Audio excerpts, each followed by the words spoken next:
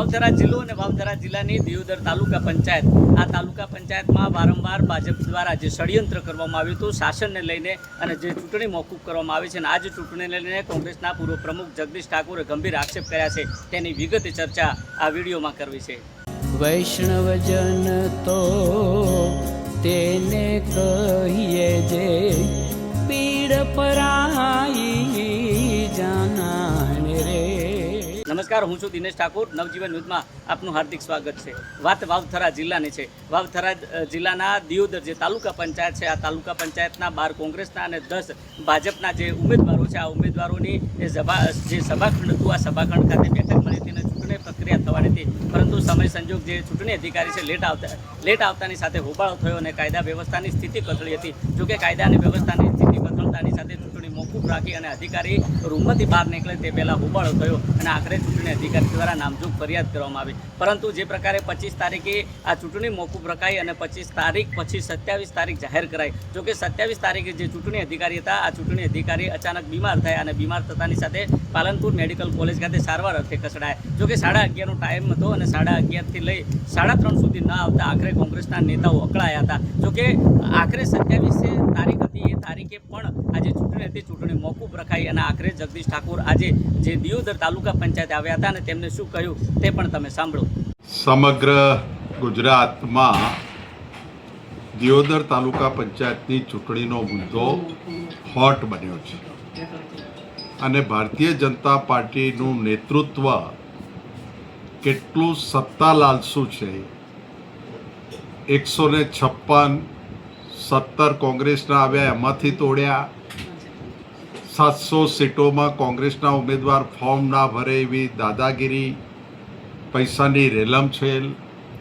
થોડી ઘણી તાલુકા પંચાયત કે એકાદ નગરપાલિકા અમારી બની તો પણ એને તોડવાનો પ્રયત્ન. એના ભાગરૂપે 22 સભ્યો છે, એમાં 12 કોંગ્રેસના છે ને 10 ભાજપના છે. દિયોદર તાલુકા પંચાયત કોઈ પણ ભોગે ભાજપની બનાવી છે.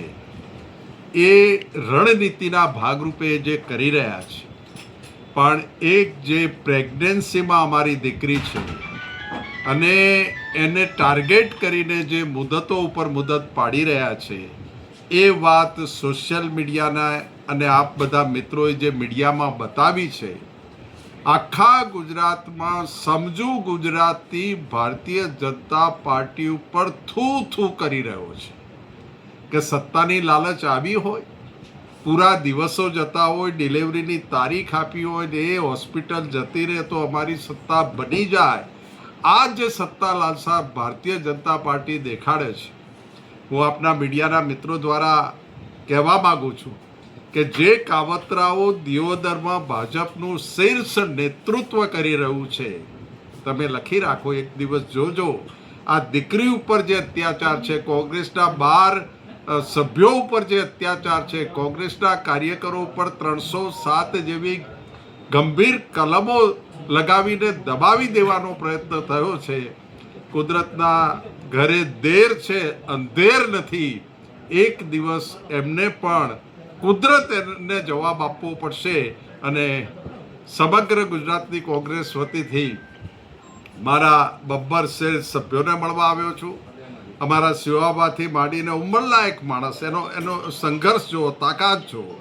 અમારા કાર્યકરો જે લોકશાહીને બચાવવા માટે દિયોદરની પ્રજાએ જે મેન્ડેટ આપ્યો છે, એ મેન્ડેટને બચાવવા માટેનો જે સંઘર્ષ કરી રહ્યા છે, એ અમારા પરિવારના મિત્રોને મળવા આવ્યો છું. મને આનંદ છે, ખુશી છે અને સમગ્ર ગુજરાતની કોંગ્રેસ નાજ લઈ રહી છે કે દિયોદરનો અમારો ચૂંટાયેલો પ્રતિનિધિ, દિયોદરની અમારી કોંગ્રેસ ભારતીય જનતા પાર્ટીની કિન્નાખોરીની સામે લોકશાહી બચાવવા લડત લડી રહી છે. એનું અમને ગૌરવ છે, આનંદ છે. લીગલી જે કોઈ કાર્યવાહી કરવાની છે એ બધી અમે કરી રહ્યા છીએ. અમે ભારતીય જનતા પાર્ટીની સામે તમામ મુદ્દે લડી લેવાના છીએ. તમામ મુદ્દે એટલે તમામ મુદ્દે. એનું એક જ કારણ છે, અમારા 12 કોંગ્રેસના સભ્યો તાકાતવાળા, વફાદાર અને કોંગ્રેસ માટે મરી જવા તૈયાર છે. અને આખી દિયોદર, બનાસકાંઠા સંયુક્ત અમારો જિલ્લો છે, સમગ્ર ઉત્તર ગુજરાતને, ગુજરાતની કોંગ્રેસને દિલ્હીના દરબાર સુધી જ્યારે બધા એક થઈને લડી રહ્યા છીએ, એટલે ભારતીય જનતા પાર્ટીને જે કરવું એ કરે, ઈંટનો જવાબ પથ્થરથી આપીશું. ના, હજુ સુધી કોઈ માહિતી અમને નથી મળી. તમે જો તે પ્રકારે કોંગ્રેસના જે પૂર્વ પ્રમુખ જગદીશ ઠાકોર છે, જગદીશ ઠાકોરનું કહેવું છે કે જે પ્રકારે સત્તાની લાલચમાં ભાજપે અનેક પ્રકારના ષડયંત્રો કર્યા, અધિકારીઓ આ ભાજપના ઇશારે લોકશાહીનું હનન કરી અધિકારીઓ દ્વારા વારંવાર કોંગ્રેસના નેતાઓ પર ફરિયાદ કરવામાં આવી, પરંતુ આજે કોંગ્રેસના જે જીતેલા જે સભ્યો છે, આ સભ્યો મક્કમ છે અને લોકશાહીનું હનન ન થાય તે માટેની કામગીરી આ સભ્યો કરી રહ્યા છે. પરંતુ આ જે અધિકારીઓ છે, જે ભાજપના નેતાઓ છે, લોકશાહીનું જાહેરમાં હનન કરી રહ્યા છે અને સત્તાની લાલચમાં અનેક ફરિયાદો પણ કરી ચૂક્યા છે, પરંતુ અમારા જે નેતાઓ છે, નેતાઓ થાકવાના નથી. જોઈએ આવનાર સમયમાં દિયોદર તાલુકા પંચાયતની ચૂંટણીમાં કેવા પ્રકારના પરિણામ આવે છે તે તો આવનારો સમય બતાવશે. દિનેશ ઠાકોર, નવજીવન ન્યૂઝ, થરાદ.